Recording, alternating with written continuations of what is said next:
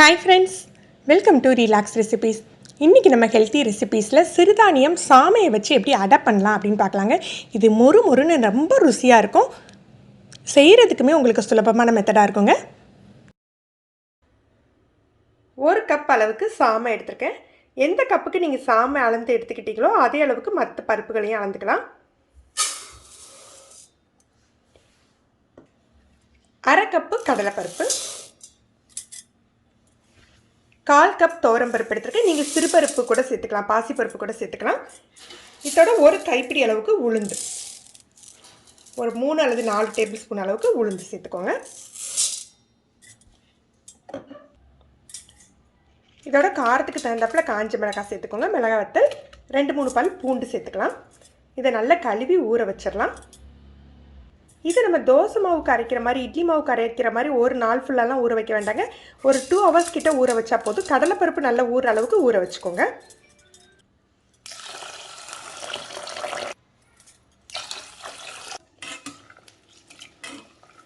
நல்லா ஊறிடுச்சு. இப்போ இதை நம்ம அரைச்சி எடுத்துக்கலாம். நீங்கள் மிக்சியோ கிரைண்டரோ இதில் வேணாலும் அரைச்சிக்கலாம். ரொம்ப நைஸாக அரைக்கக்கூடாதுங்க, கொஞ்சம் குறைன்னு இருக்க மாதிரி அரைச்சி எடுத்துக்கோங்க. மாவை அரைச்சி எடுத்தாச்சு. இப்போ இதுக்கு தேவையான அளவுக்கு உப்பு சேர்த்துக்கலாம். உப்பும் தண்ணியும் சேர்த்துக்க போகிறோம்.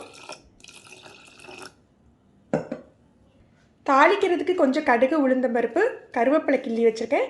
சின்ன வெங்காயம் கட் பண்ணி வச்சுக்கோங்க. சின்ன வெங்காயம் தான் அடைக்கு ரொம்ப டேஸ்ட்டாக இருக்குங்க. கொஞ்சமாக தேங்காவை பொடியாக பல்லாக கட் பண்ணி வச்சுருக்கேன். தேங்காவை வதக்க வேண்டாம், நீங்கள் அப்படியே சேர்த்துக்கலாம். மற்றதெல்லாம் நம்ம நல்லெண்ணெயில் வதக்கி சேர்த்துக்கலாம்.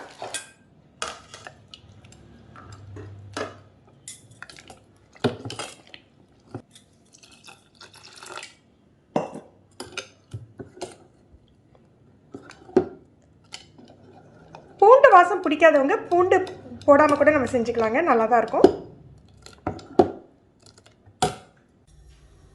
நல்லெண்ணெய் சேர்த்துக்கலாம்.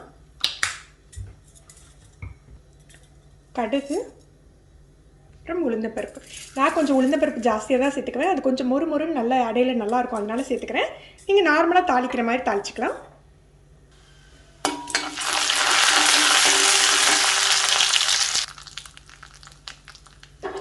கருவேப்பிலை,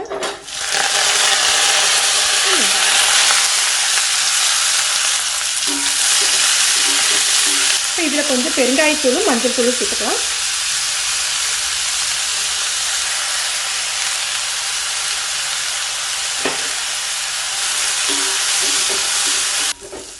வெங்காயம் இதெல்லாம் வதங்கினா போதும், நம்ம மாவில் கொட்டிடலாம்.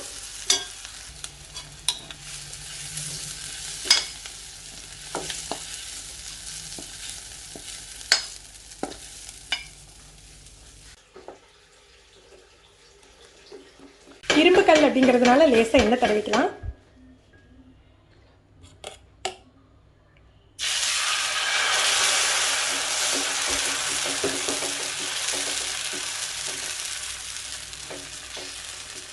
நீங்கள் நல்ல மொறுன்னு வேணும்னா மாவை இன்னும் கொஞ்சம் தண்ணியாக வச்சுட்டு நம்ம ரவை தோசைக்கு விடுற மாதிரி பரத்தி கூட விடலாங்க. கொஞ்சமாக நல்லெண்ணெய் விட்டுக்கலாம். அடை நிதானமாக தான் வேகும், நம்ம தோசை அளவுக்கு சீக்கிரமாக வேகாது. மீடியம் ஃப்ளேமில் வச்சு நிதானமாக குக் பண்ணிக்கலாம்.